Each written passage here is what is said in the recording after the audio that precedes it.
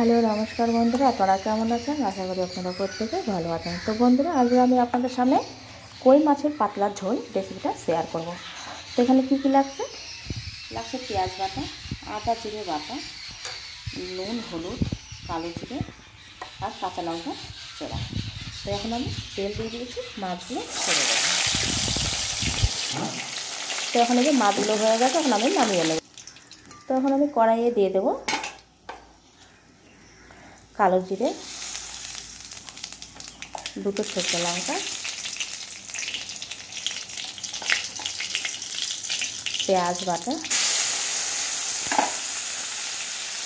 এটা ভেজে নেব।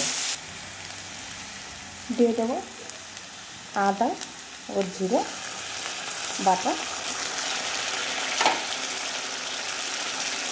চেরা কাঁচা লঙ্কা,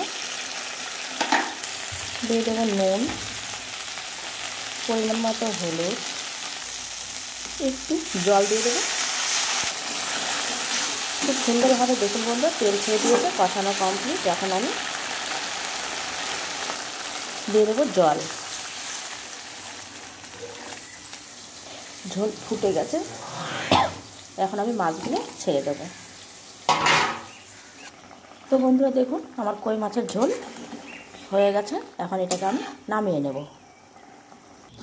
তো দেখুন বন্ধুরা, এই যে আমার পাতলা কই মাছের ঝোল পুরো কমপ্লিট। তো অবশ্যই আপনারা বাড়িতে এইভাবে রান্না করে খেয়ে দেখুন ও কমেন্টে জানাবেন কেমন আছে। আজকের মতো টাটা।